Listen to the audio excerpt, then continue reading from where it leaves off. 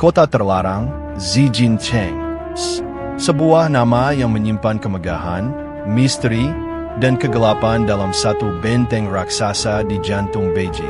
Selama lebih dari 500 tahun, tempat ini menjadi pusat kekuasaan Kekaisaran Tiongkok, tempat di mana para kaisar memerintah dunia dari balik tembok-tembok emas dan merah darah.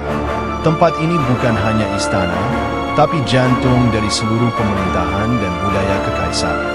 Di balik gerbang-gerbangnya yang megah, lahir keputusan-keputusan yang mengubah sejarah. Namun, di balik keindahan arsitekturnya yang luar biasa, tersembunyi sejarah yang tak pernah diungkap secara terang-terangan. Di setiap lorong dan aula, ada kisah yang disembunyikan. Kisah tentang kekuasaan yang dipertahankan dengan cara paling kejam dan licik. Intrik, pengkhianatan, eksekusi diam-diam, dan rahasia kelam para kaisar dan seluruh istana. Semua terkubur dalam heningnya lorong-lorong megah kota terlarang, Zijincheng.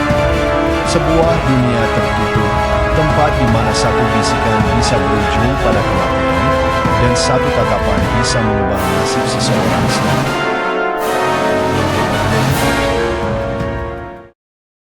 Kota terlarang, Zijincheng, dibangun pada tahun 1406 oleh Kaisar Yongle dari dinasti Ming. Dalam waktu 14 tahun, lebih dari 1 juta pekerja, tukang kayu, dan pengrajin membangun istana seluas 720.000 meter persegi ini. Tapi apa sebenarnya tujuan dari kota ini? Bukan sekadar tempat tinggal kaisar. Kota terlarang, Zijincheng, adalah simbol kekuasaan mutlak, tempat di mana rakyat dilarang masuk, dan bahkan pejabat tinggi pun hanya bisa lewat dengan izin khusus. Di dalamnya terdapat lebih dari 9.000 ruangan. Masing-masing memiliki fungsi spesifik, mulai dari ruang ritual, tempat tinggal, ruang makan keluarga kekaisaran, hingga ruangan khusus penyiksaan para pengkhianat. Dinding-dinding merah dan atap-atap kuning bukan sekadar estetika.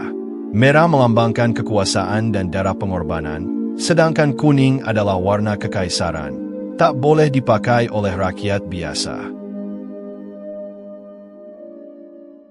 Salah satu sisi tergelap kota terlarang, Zijincheng, terletak pada kisah kehidupan pribadi para kaisar dan selir mereka.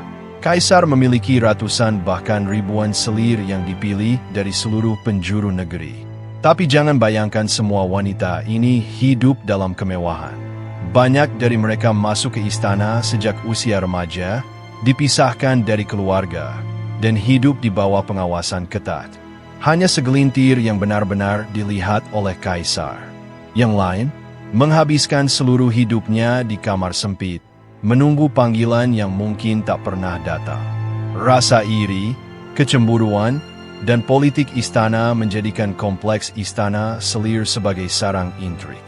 Racun, fitnah, hingga pembunuhan diam-diam kerap terjadi, semua demi mendekatkan diri pada pusat kekuasaan. Dan jangan lupakan para Qasim, pria yang dikebiri sejak muda untuk mengabdi di istana. Mereka adalah mata dan telinga kaisar, tapi juga sering menjadi dalang intrik kekuasaan dari balik layar. Kaisar tidak hanya dilihat sebagai pemimpin politik, tapi juga sebagai perantara langit dan bumi, putra langit. Semua tindakannya diatur oleh aturan langit, Feng Shui, dan ritual keagamaan yang sangat ketat.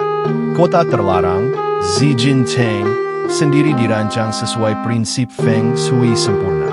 Setiap gerbang, bangunan, hingga arah aliran air memiliki makna spiritual. Namun, ketergantungan pada ramalan, dukun istana, dan praktik mistik membuat banyak keputusan kekaisaran menjadi irasional. Ada kaisar yang membakar ribuan kitab karena mimpi buruk, atau mengeksekusi penasihat karena energi jahat. Ritual-ritual keagamaan dijalankan dengan kemewahan ekstrem, pengorbanan binatang, parade dewa, hingga pembakaran emas dan perak demi menenangkan roh. Ironisnya, di balik simbol suci dan spiritualitas tinggi, keputusan politik seringkali berdarah. Kota terlarang, Zijincheng, menyaksikan naik turunnya lebih dari 20 kaisar. Tapi tak semua berakhir dengan kejayaan. Kaisar terakhir dinasti Ming, Chongzhen, bunuh diri di Bukit Batu Bara setelah dikepung pemberontak. Tubuhnya tergantung di pohon pinus sebagai simbol kejatuhan dinasti. Pada masa dinasti Qing, para kaisar Manchu mencoba mempertahankan kekuasaan dengan lebih keras. Mereka memperketat akses ke istana, menyensor sejarah, dan menindas oposisi. Namun korupsi internal dan tekanan asing dari barat membuat istana itu retak dari dalam. Opium, penjajahan, dan perlawanan rakyat membuat tembok-tembok megah itu tak mampu lagi melindungi kaisarnya. Tahun 1912, dinasti Qing runtuh. Kaisar Pui yang baru berusia 6 tahun dipaksa turun tahta. Ironisnya, dia tetap tinggal di kota terlarang, Zhijincheng, selama bertahun-tahun seperti burung dalam sangkar emas. Tanpa kuasa, tanpa rakyat, hanya nostalgia kosong kejayaan masa lalu.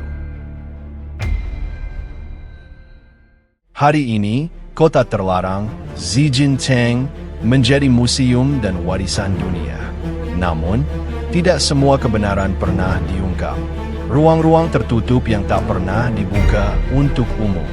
Dokumen yang hilang secara misterius.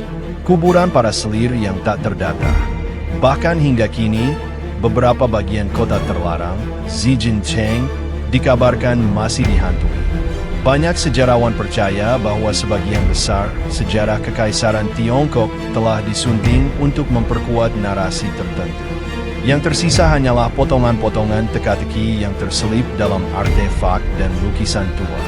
Tapi satu hal pasti, kota terlarang, Zhijincheng, bukan hanya simbol kemegahan kekaisaran, tapi juga panggung besar dari sejarah kelam yang ingin dilupakan.